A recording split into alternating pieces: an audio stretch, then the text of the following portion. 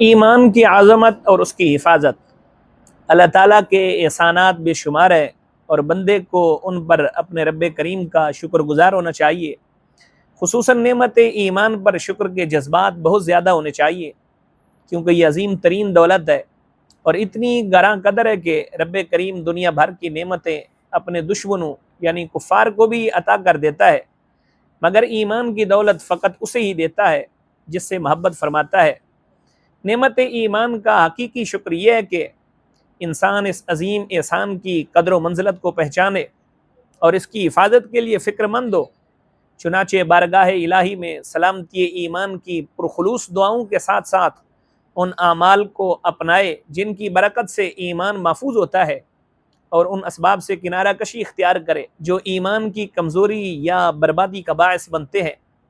اس وقت دشمنان اسلام سوچے سمجھے منصوبے کے تحت مسلمانوں کے دلوں سے ایمان کی چاشنی ختم کرنے کے درپے ہے اور اسے کمزور کرنے کے لیے سر توڑ کوششیں کر رہے ہیں۔ اسی لیے آئے روز نت نئے فتنے جنم لیتے ہیں اور نت نئے روپ میں اسلامی تعلیمات کو مسخ کرنے والے سامنے آ جاتے ہیں۔ ان حالات میں ہمیں اپنے ایمان بچانے کی بے حد فکر ہونی چاہیے۔ اس ویڈیو میں آپ کے سامنے 3 ایسے امور کا ذکر ہوگا جو ایمان کی حفاظت کے اہم ذرائع ہیں۔ نمبر 1، تعظیم رسول صلی اللہ تعالی علیہ وسلم۔ سرکار دو عالم صلی اللہ تعالی علیہ وسلم کی ذات اقدس ایمان کا مرکز و محور اور اس کی رونق و زینت ہے، بلکہ بلا مبالغہ آپ صلی اللہ تعالی علیہ وسلم جان ایمان ہے۔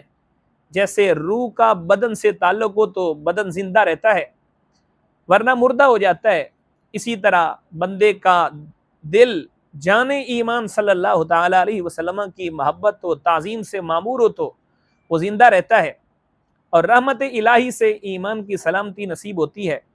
لیکن خدا نخواستہ آپ صلی اللہ تعالی علیہ وسلم کی الفت و توقیر میں کمی آنے لگے تو دل مردہ ہو جاتا ہے، اور قرآن حکیم نے رسول اللہ صلی اللہ تعالی علیہ وسلم کی معمولی بے ادبی پر تمام اعمال برباد ہونے کی وعید سنائی ہے۔ دشمنان اسلام ہمارے دلوں سے تعظیم رسول کریم صلی اللہ تعالی علیہ وسلم نکالنا چاہتے ہیں اور اس کے لیے مختلف حربے استعمال کرتے ہیں۔ چنانچہ ہمیں اس جذبے کو مزید پختہ کرنا چاہیے اور جان جہاں صلی اللہ تعالی علیہ وسلم کے ذکر پاک، آپ کی احادیث کریمہ، آپ کے اسم گرامی سمیت ہر پہلو سے تعظیم کو فرض اعظم سمجھتے ہوئے اس کا خوب اہتمام کرنا چاہیے۔ نمبر 2، تکریم صحابہ و اہل بیت۔ اللہ تعالیٰ کی بارگاہ میں انبیاء کرام اور خاص فرشتوں علیہم الصلوات و تسلیمات کے بعد سب سے زیادہ عزت و وجاہت، قدر و منزلت صحابہ کرام اور اہل بیت اعظام رضی اللہ تعالی عنہم کی ہے۔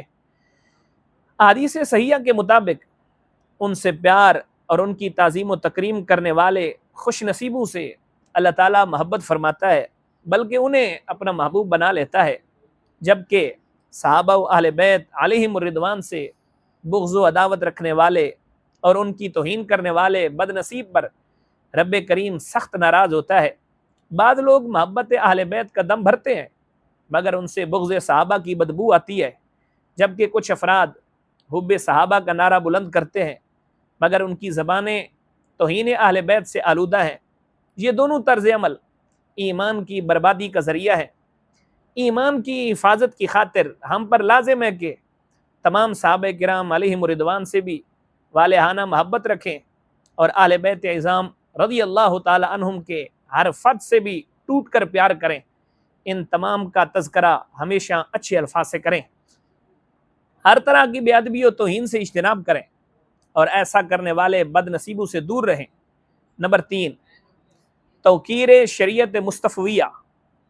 اللہ تعالیٰ اور اس کے حبیب صلی اللہ تعالی علیہ وسلم کے عطا کردہ احکام کو دوسرے الفاظ میں شریعت کہا جاتا ہے، چنانچہ ہمیں چاہیے کہ مستند علماء اہل سنت سے شریعت مطہرہ سیکھیں اور دل و جان سے اس پر عمل کریں۔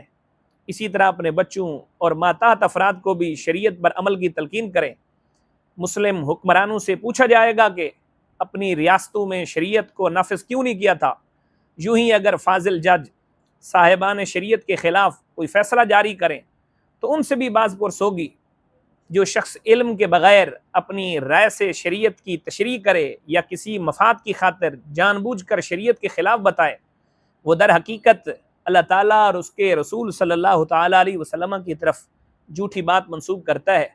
یوں ہی شریعت کا انکار کرنے والا بھی سنگین جرم کا مرتکب ہے، اور ایسے افراد کو ڈرنا چاہیے کہ کہیں ان کا ایمان نہ ضائع ہو جائے۔ قرآن حکیم نے ایسے رویے پر سخت وعیدیں فرمائی ہیں۔